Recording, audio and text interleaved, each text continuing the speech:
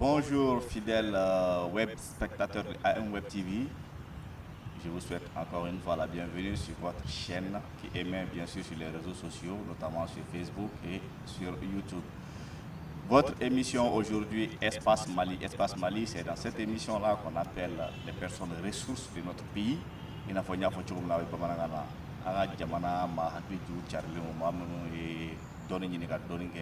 domaine qui contribue au développement du pays, du peuple malien. Donc, amena kuma au domaine doye bagamare, doye sene, doye nafoloko bunakuye, doye politiko ye, doye jamana mara tagabolo ye, doye sécurité no lakana ye, doye farikolo ɲɛnajɛ no sport ye. Nka bi ani maa min bɛ ɲɔgɔn bolo an n'ale bɛna jɛ ka masala fɛn min kan o de ye sɛnɛ ani sɛnɛfɛnw bayɛlɛmali ani sɛnɛfɛn bayɛlɛmalenw jagoli olu baara hukumu an bɛna kuma olu de kan bi. Kɛrɛnkɛrɛnnenya la maa minnu bɛ an ka burusi kɔnɔnaw la n'a bɛ fɔ ko milieu rural la sabula ani maa min bɛ ɲɔgɔn fɛ o ye ale ka baara tagabolo ye. Elle est agroéconomiste. Elle intervient dans le domaine de l'entrepreneuriat agricole en milieu rural un peu partout au Mali. Elle va se présenter à vous comme Bamana Bafachoumna, Mendaye Mentiglaye. Bonjour madame. Bonjour, ça va bien? Oui, vous allez va, bien? merci. Oui. Et vous pouvez vous présenter un peu? Moi, je suis Fatoumata Koulibaly, je suis agroéconomiste de formation. J'ai fait aussi les finances. J'ai évolué dans le domaine de l'entrepreneuriat agricole, mais aussi déjà de la décentralisation, gouvernance. An ye dɔ kɛ domaine caman kɔnɔ développement la. Awɔ. Ayiwa bi e ye agroéconomiste ye. Mais a bɛ i n'a fɔ nin kalan ninnu tagabolo ninnu o dɔnnen tɛ kosɛbɛ an ka jamana in kɔnɔ parce que n'i ko agroéconomiste maa caman bɛ an ka jamana in kɔnɔ o yɛrɛ t'a dɔn fɛn min don. Bon, agroéconomiste ye mɔgɔ min a ye kalan kɛ sɔrɔ tɔpɔtɔli sira kan. Donc min bɛ se ka sɔrɔ yiriwa sɛnɛkɛ bolo kan. Donc o de ye agroéconomiste ye. Donc depuis très longtemps mɔgɔw bɛ ka sɛnɛ minɛ i b'a fɔ bolo kɔfɛ baara alors que o dun tɛ. Sɛnɛ ye métier yɛrɛ de ye. N'i y'a kɛ ka ɲa i bɛ nafaba de sɔrɔ. An ka maakɔrɔw tun b'a fɔ tɛmɛna ko dugukolo tɛ maa janfa. Dugukolo tɛ mɔgɔ janfa. O kuma in ye wasa don a tiɲɛ la i bɛ nafa sɔrɔ a la. kosɛbɛ. Halisa Ala ka an ka jamanadenw nafa labɔ a la. Amina yarabi. Ok, bi on va parler d'un thème qui peut-être est un peu négligé au Mali. L'entrepreneuriat agricole en milieu rural, surtout pour les jeunes ruraux. Est-ce que ce secteur-là offre aujourd'hui des opportunités réelles à notre jeunesse? Je m'en vais d'abord vous expliquer que l'entrepreneuriat agricole, c'est vraiment une dynamique de création et d'exploitation des opportunités dans le domaine de l'agriculture. Donc, qui dit opportunité, vraiment dit création de richesses. Donc, ces opportunités-là existent réellement au Mali parce qu'au Mali, on a plus de 40 millions d'hectares cultivables au niveau du Mali. Donc, ça veut dire qu'il y a des opportunités réelles. Le Mali dispose d'une structure très importante pour la sous-région qui est l'Office du Niger. Donc, au niveau de l'Office du Niger, il y a 100 millions d'hectares aménagés déjà qui peut servir vraiment de tremplin pour les jeunes ruraux. Donc, à ce niveau, l'entrepreneuriat agricole est très important pour le pays parce que pour pouvoir bien travailler, il faut être bien nourri d'abord. Ça, c'est très important. C'est important non seulement pour la santé, mais aussi pour la création des revenus. Donc, ça, c'est des opportunités qu'on ne doit pas négliger. Mais on a constaté qu'il y a beaucoup de jeunes qui étudient, mais après les études, ils s'attendent à des bureaux, à aller travailler dans un bureau. Donc, les bureaux ne sont pas suffisants pour tout le monde. il faut aller sur le terrain, il faut aller se battre pour créer de la richesse. Et si vous voyez les pays développés, les pays européens, ils ont tous commencé par l'agriculture. Donc, c'est le début du développement même. L'autosuffisance alimentaire, c'est le début de tout développement. Vraiment. Donc, c'est par là qu'il faut commencer. C'est par là qu'il faut commencer. Et puis, quand on parle d'agro-business, c'est qu'il y a beaucoup d'autres secteurs qui sont rattachés à l'agriculture. Donc, il y a non seulement l'industrie qui est rattachée à l'agriculture quelque part, il y a les services aussi qui sont rattachés pour la transformation, la valorisation des produits agricoles. Et la commercialisation, le marketing, tout. Donc, c'est très important. Il y a beaucoup d'opportunités au niveau de l'agriculture. Il ne s'agit pas seulement d'aller sur le terrain pour cultiver, labourer la terre, cultiver, etc. Mais aussi, au-delà de ça, il y a la transformation, comme on l'a dit. Il y a les services, il y a le transport qui est rattaché, il y a les unités de transformation qui sont rattachées à l'agriculture. On a beaucoup d'opportunités. Avec vos explications, on voit que ce secteur-là, on ne le connaît plus. Parce que si on le connaissait davantage, je pense qu'on n'en serait pas là. Vraiment. Parce que avec vos explications, moi-même, je retrouve des choses dedans que je n'imaginais pas être rattaché à ce domaine-là. Parce qu'effectivement, je vois, si le cultivateur a cultivé 100 hectares, il a récolté le riz, et il va louer des camions pour aller transporter. Vraiment. Et le transporteur, il a ses revenus. Il va amener au marché, il y a le commerçant qui est là, le grossiste qui va acheter, qui va revendre, il y a les petits détaillants. Vraiment, il y a les magasins de stockage. Voilà, c'est vraiment un domaine à exploiter. Mais vous avez dit que les opportunités sont là. Donc ça veut dire que ce n'est pas exploité. Mais pourquoi ce n'est pas exploité? Mais est-ce que ce secteur-là, les opportunités-là sont accessibles à tous? Bon, il manque un peu de communication, d'information, de sensibilisation par rapport à ça. Donc, c'est très important que les jeunes qui étudient, qu'ils soient sensibilisés par rapport à ce secteur-là. Il y a aussi des possibilités. On a l'IPR, IFRA, qui forme des agronomes. Voilà, je ne vous coupe pas la parole, mais est-ce que les jeunes sont orientés plutôt vers ce secteur-là? Parce que si par exemple, après le DF, tu avais les choix de choisir d'aller dans l'une des écoles de formation en agro-business, agro-pastoral, est-ce que ce ne serait pas un peu plus bénéfique? Parce que je vois que par exemple, quand tu fais le DF, il y a les choix. Tu peux aller au lycée technique ou à l'autre lycée là, le lycée conventionnel, ou encore la formation professionnelle où on fait seulement aussi. Bon, moi je ne dis pas que c'est une formation professionnelle parce que tu vois, tout le monde va faire secrétariat ou comptabilité, tout le monde ne peut pas être secrétaire. Comptable. Oui, moi je pense qu'il y a l'information qui manque et puis le métier d'agriculteur n'est pas très valorisant à ma connaissance dans ces pays-là. Donc il faut vraiment sensibiliser les jeunes pour qu'ils puissent mieux choisir la filière en question. Sensibiliser et former. Et former, sensibiliser et former. Bon, il y a certains qui évoluent dans le domaine de la comptabilité, mais qui se retrouvent dans le monde rural après.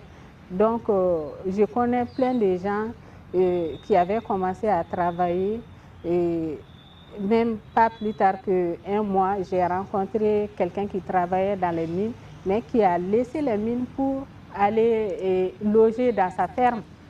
Parce qu'il dit qu'il gagne plus là-bas que les salaires ordinaires. Donc, ça veut dire que c'est important. Des cas comme ça, il faudra vraiment les faire sortir, les expliquer aux jeunes pour que dès l'école, qu'ils puissent choisir les filières concernées. Et ça va vraiment amoindrir le taux de chômage dans notre pays. Mais est-ce que, madame, on est obligé d'aller dans une école de spécialisation pour évoluer dans le domaine de l'entrepreneuriat agricole? Non, on n'est pas forcément obligé. On peut même se faire accompagner par des agronomes, par des vétérinaires, s'il s'agit de l'élevage. Mais quand même, on voit qu'il y a beaucoup de jeunes qui se promènent, qui sont diplômés, mais qui ne travaillent pas. Donc, il faudra les informer, leur donner les moyens pour pouvoir s'investir dans ces domaines-là. Il faut dire qu'il y a beaucoup de difficultés aussi dans ces pays pour devenir entrepreneur parce qu'il faut des moyens. Même un peu de moyens, il le faut pour pouvoir démarrer un business dans ces domaines-là. Si tu veux être producteur, il faut disposer de la terre. Mais comment disposer de la terre? Il faudra donner les informations aux jeunes. Donc, sur ce plan-là, l'État doit jouer un rôle très important pour pouvoir donner des terres aménagées aux jeunes diplômés. Donc, ces mécanismes-là doivent exister et puis leur faciliter la création d'entreprises. Parce qu'il y a beaucoup qui sont aussi dans l'informel, alors qu'ils peuvent rentrer dans le système formel qui va créer vraiment, qui sera bénéfique aussi au pays. Voilà. Donc, même avec les systèmes d'exonération de 3 ans ou 5 ans, après, ils peuvent payer les impôts et taxes. Ça va faire des rentrées d'argent pour l'État. Oui. Mais vous avez dit quelque part qu'il doit exister un mécanisme d'accompagnement et de financement. Ça veut dire que ça n'existe pas. Bon, il y a des mécanismes qui sont là, mais qui ne sont pas bien connus. Il y a certains qui sont à Bamako qui les connaissent, mais ceux qui sont dans les régions ne connaissent pas bien ces mécanismes-là. Par exemple, au niveau étatique, nous avons, par exemple, tout près le fonds d'appui à la formation professionnelle qui peut bien former les jeunes.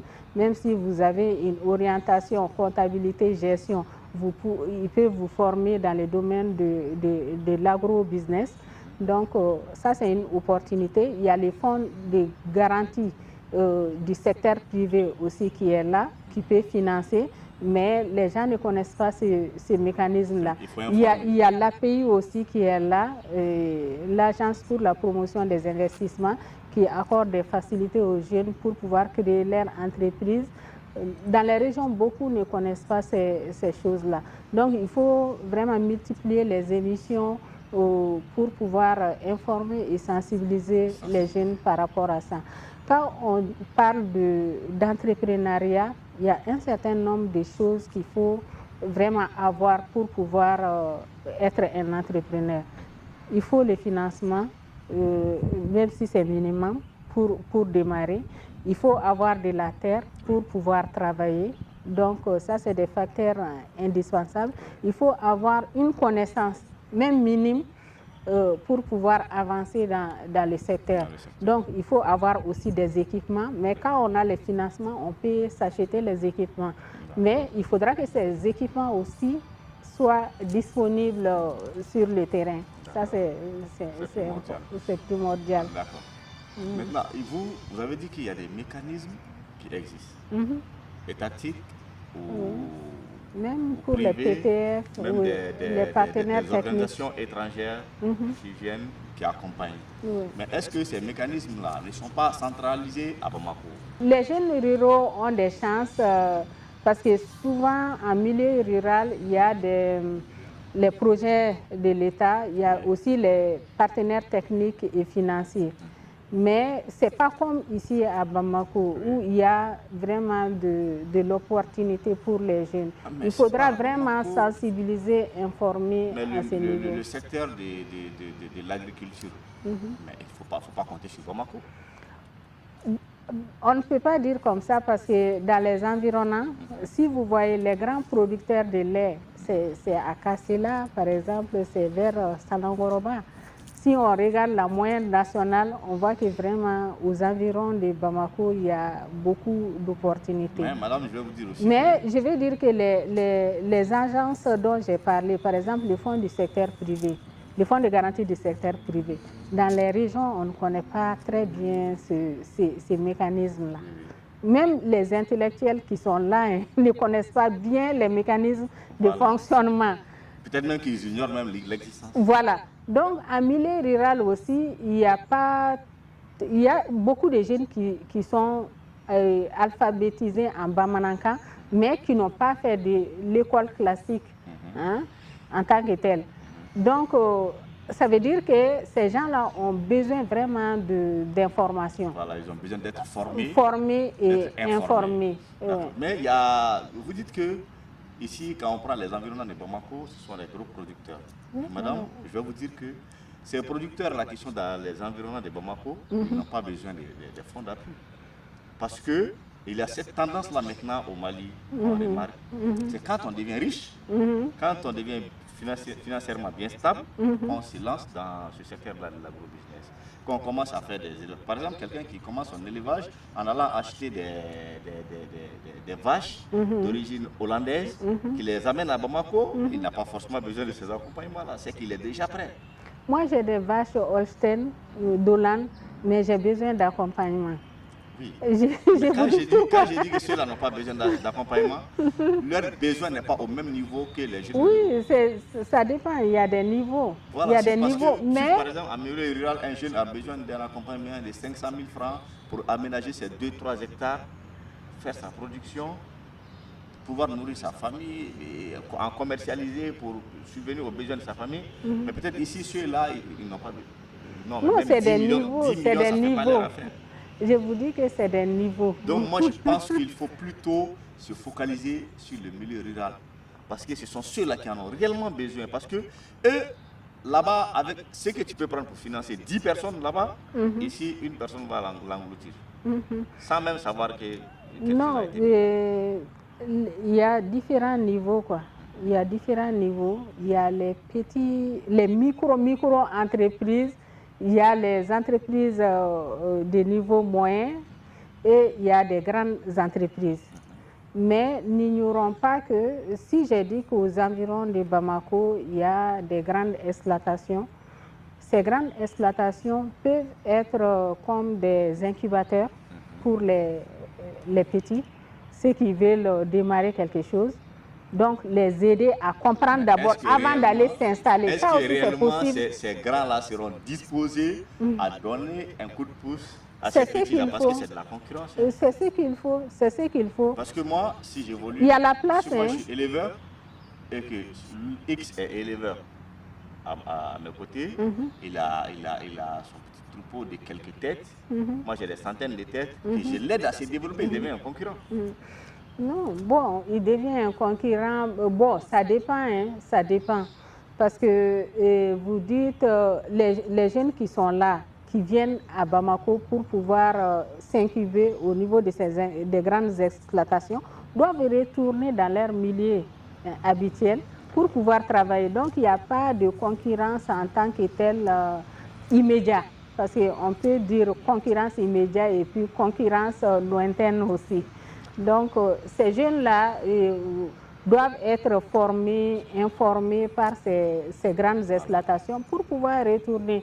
C'est comme ça qu'il faut faire. Et puis, il y a la place pratiquement pour tous hein, au Mali ici. Par rapport à ces domaines-là, que ce soit l'élevage, l'agriculture, il y a la place. Parce que les marchés intérieurs, on ne parvient pas à satisfaire complètement les marchés intérieurs d'abord domestiques. Donc, ça veut dire qu'il y a la place pour... Mais moi, je pense que, comme vous l'avez dit, ce secteur a besoin de communication. Pourquoi? On remarque qu'au Mali, les choses se font par tendance. Parce que dernièrement, on a remarqué que les gens se lancent, commencent beaucoup à se lancer dans, comment on appelle votre secteur-là, l'élevage des poissons. La pisciculture. Les gens commencent à se lancer dedans. Il y a beaucoup qui sont novices parce que X est là à côté de moi, il a fait sa pisciculture, il a commencé il s'est acheté une nouvelle Jakarta, je me lance dedans. C'est comme ça les activités au Mali. Est-ce qu'il ne faudrait pas sortir de ça? Est-ce qu'il ne faut pas aller vers ceux-là? Parce que par exemple, moi si je veux faire une pisciculture à Bamako, je dois m'acheter un terrain, faire ma piscine, et maintenant mettre les alevins. Ou hors sol même. Ou hors sol. Mais peut-être que dans des villages, tu trouveras des marigots qu'on peut même aménager et qui va faire plus de production parce que là-bas, il y a l'aspect naturel. Mais est-ce qu'il ne faut pas aller plus vers ceux-là?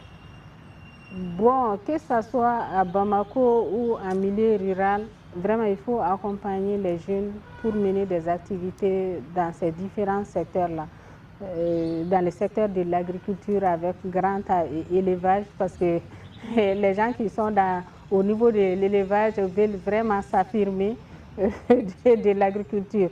Donc, il faut les accompagner tous, parce qu'à Bamako, ici, le poisson coûte très cher. Donc, si on accompagne les gens ici aussi, ça va vraiment jouer sur le panier de la ménagère. C'est important. Mais de mauvaise gestion. Parce que, par exemple, moi, j'ai été quelques fois à Mopti.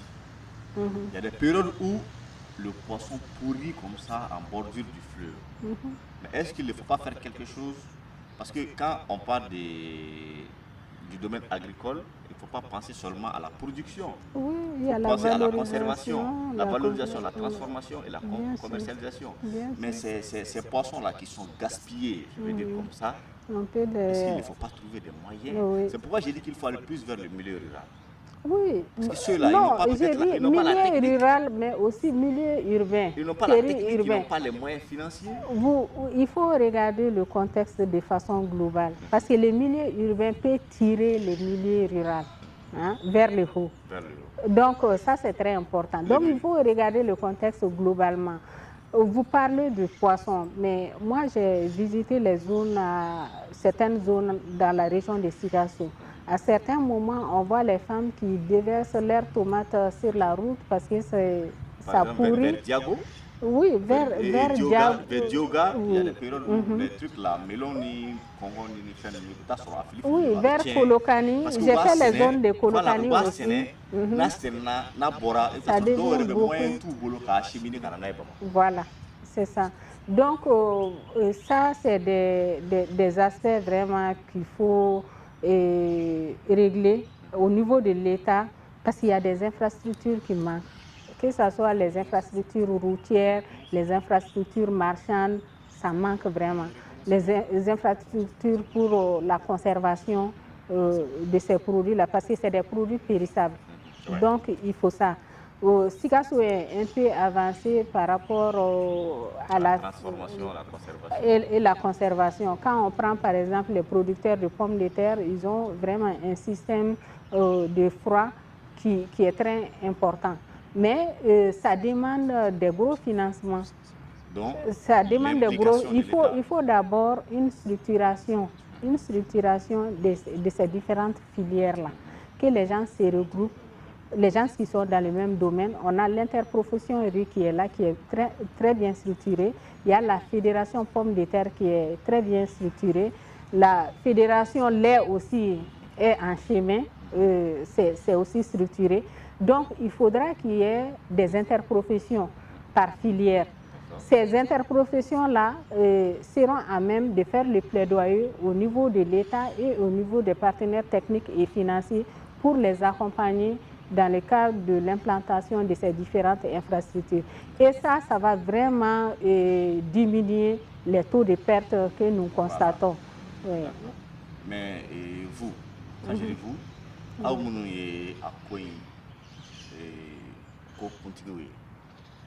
avez producteur baoui, vous avez un makalane, Bamako ya, ani Mali duguto la. Vous avez mun ke walasa kani monde rural mɔgɔ ninnu k'u dɛmɛ k'u sama k'u bɔ ni dingɛ kɔnɔ ka jamana marabagaw k'u hakilila jigin k'u lasɔmi walasa k'u ɲɛsin ninnu ma pour que u ka baara kelen kana kɛ fu ye parce que ni baara kelen kɛra de fu ye i ye fɛn sɛnɛ a bɔra e ma se ka mobili sɔrɔ i ma se ka moyen sɔrɔ ka ta kana n'a ye a bɛ san yɔrɔ min na a tiɲɛni bolo donc i ka baara kelen kɛra fu ye. Donc anw bɛ ka belebele de kɛ parce que anw ni dɛmɛjɛkulu bɛ baara kɛ ɲɔgɔn fɛ. Moi qui suis là, je travaille avec les Allemands, je travaille dans un projet de la GIZ, la coopération allemande. Donc je travaille beaucoup avec l'Office du Niger dans la région de Ségou. Bon, avant ça, j'ai fait 7 ans à la SNV, Organisation néerlandaise de développement sur le financement de la coopération néerlandaise. Donc, nous accompagnons les organisations, que ce soit les micro-entreprises qui sont dans le secteur agricole, mais aussi les organisations paysannes. On les appuie d'abord à se structurer à ne pas travailler dans l'isolement parce qu'on apprend aussi avec les autres. Donc après le travail de structuration, il faut les former. Bon, il faut leur doter de business plan, de plans d'affaires pour qu'ils puissent s'orienter dans l'avenir par rapport au domaine d'activité qu'ils mènent. Donc, on fait aussi des recherches de financement, l'intermédiation financière avec les banques, les institutions de microfinance pour les accompagner. Pour les Oui, pour l'intermédiation financière, bon, j'ai beaucoup travaillé aussi avec les institutions financières. J'ai fait aussi des consultations pour différentes coopérations. Donc, je maîtrise bien ces domaines-là.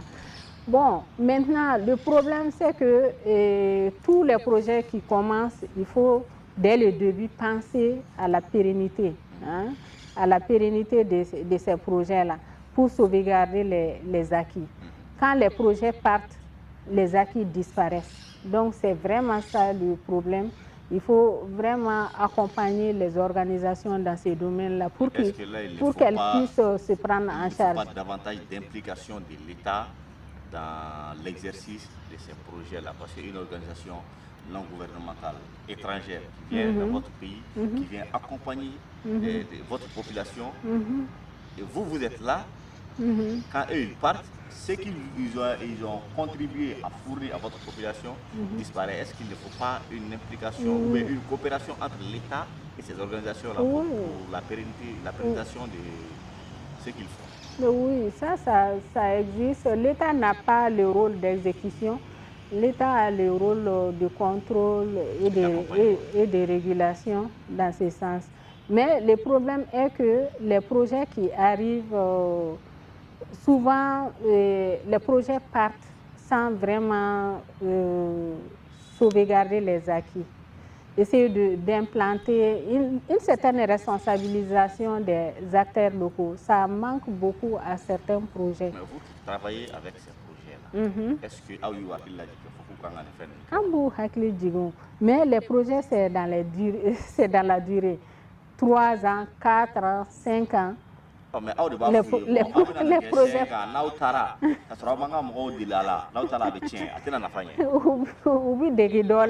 Ils doivent avoir aussi le souci de l'après-projet. Voilà, c'est ça. Maintenant, après votre intervention, c'est ça. C'est ça. Il faudra que les locaux même soient responsabilisés, qu'ils sachent que tous les projets qui arrivent ici, c'est pour un bout de temps. Après le projet, ils doivent être à même de se prendre en charge. Mais ce que nous constatons, c'est que nous, projets au Banadron, par exemple, pour les rencontres, s'il n'y a pas de per diem, il n'y a pas d'argent, les gens se découragent. Oui, problème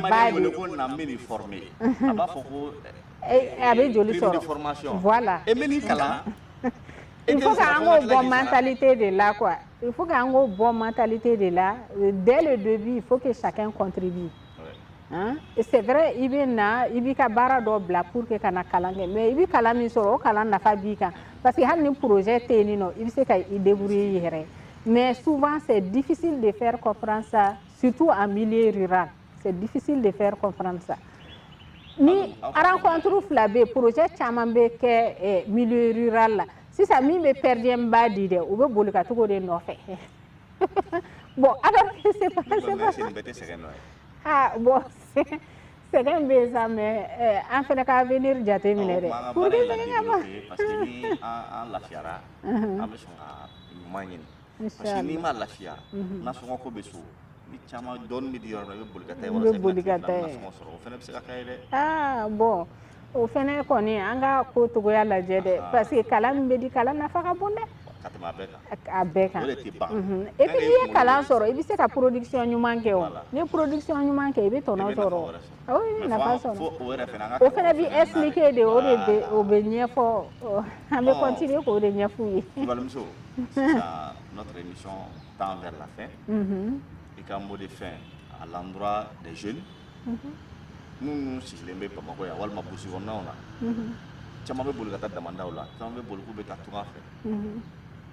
kumakan jumɛn de b'e bolo k'a f'u ɲɛna k'a yira la k'a fɔ u ka jamana in kɔnɔ yan olu bɛ yɔrɔ min yɛrɛ la dɛ n'o ye burusi kɔnɔna in yɛrɛ u bɛ se ka baara dɔ kɛ ka nafa sɔrɔ o la k'u yɛrɛ mako ɲɛ k'u somɔgɔw mako ɲɛ ka sɔrɔ u ma bɔ ka taa u ka vie bila risque.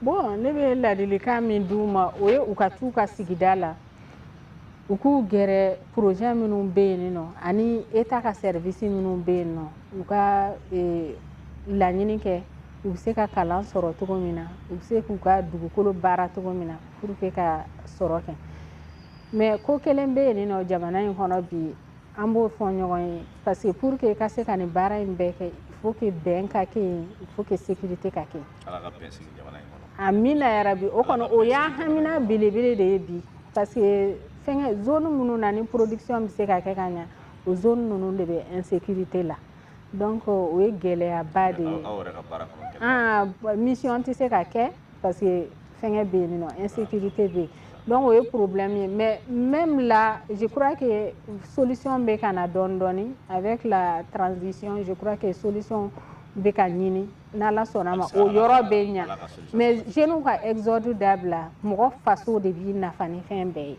wa dugukolo kɔni dugukolo nafa de bɛ dugukolo la kojugu n'i ye hali sɛ mara ta sisan nɔ nafaba de b'a la n'i ye sɛ 1000 ta sɔrɔ k'o ta ka hali a dumuni k'i b'a feere i bɛ min sɔrɔ a la i bɛ 500 tɔnɔ sɔrɔ a la i ka dépense bɛɛ bɔlen kɔ a la n'i sera ka gérer ka ɲɛ bon n'i ye sɛnɛ fɛnɛ ta n'i ye maraîchage ta sisan nɔ jaba sɛnɛ yɛrɛ dama ta o fɛnɛ la i bɛ hectare 1 sɛnɛ i bɛ nafolo sɔrɔ a la donc vraiment dugukolo tɛ mɔgɔ janfa an ka wasa don dugukolo la an ka kɔkan tagali in dabila quoi n'an bɛɛ baara kɛ yan nɔ Mali bɛ kɛ alijinɛ de ye a bɛ kɛ alijinɛ de ye. Ala jamana ka di sa Ala ye dugu jukɔrɔ nafolo ani dugu kunna nafolo di an ma sɛnɛkɛ dugukolo b'an bolo dugu jukɔrɔla nafolo bɛ an kana bɔ ka taa yɛrɛ fa vraiment an ka bɛn dɔrɔn an ka baara kɛ quoi jamana in bɛ diya. Ala ka bɛn sabati amina yarabi an ka faamaw Ala ka u ka baara sabati u bolo amina mɔgɔ mɔgɔ de bɛ jamana in kɔnɔ k'e bɛ ka ɲini ka jamana in baara kɛ k'a ɲɛ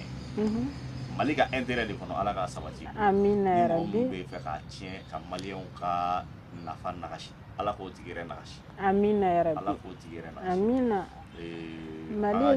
Mali ye jamana barikama de ye a bɛ ɲɛ inchallah Mali bɛ donbolama de ye ko filenkolon tɛ Mali tɛ dafiri inchallah wa maa min ko k'i bɛ Mali dafiri Ala i bɛ malo jamukan in a dabɔlen don an ka Mali ko kuma de kama foyi wɛrɛ tɛ fɔ jamukan in kɔnɔ ni Mali ko tɛ ani an ka agroéconomiste mɔgɔ min bɛ yen ni sɛnɛ baara kɛli ka dugukolo labaara ka sɛnɛfɛn bɔ ani k'a nafa bɔ ani k'a nafoloko tɔgɔtɔ ale ka domaine y'o ye n'o ye Fatumata Kulibali ye an n'ale de tun bɛ ɲɔgɔn bolo bi an bɛ aw ni fo ka ale yɛrɛ fo a sɔnna ka na an ka jamukan in kɛnɛ kan aw minnu y'aw sɔgɔ an na ka an lajɛ sur les réseaux sociaux Facebook sanfɛ notamment sur notre page AM Web TV ani an ka YouTube chaîne sanfɛ n'o ye AM Web TV ani agence Mandé an b'a fɔ aw ni ce a ka filɛliko ɲuman na an bɛ rendez-vous d'aw ma sur ce même plateau dans un autre numéro de Espace Mali avec un autre invité à bientôt ciao.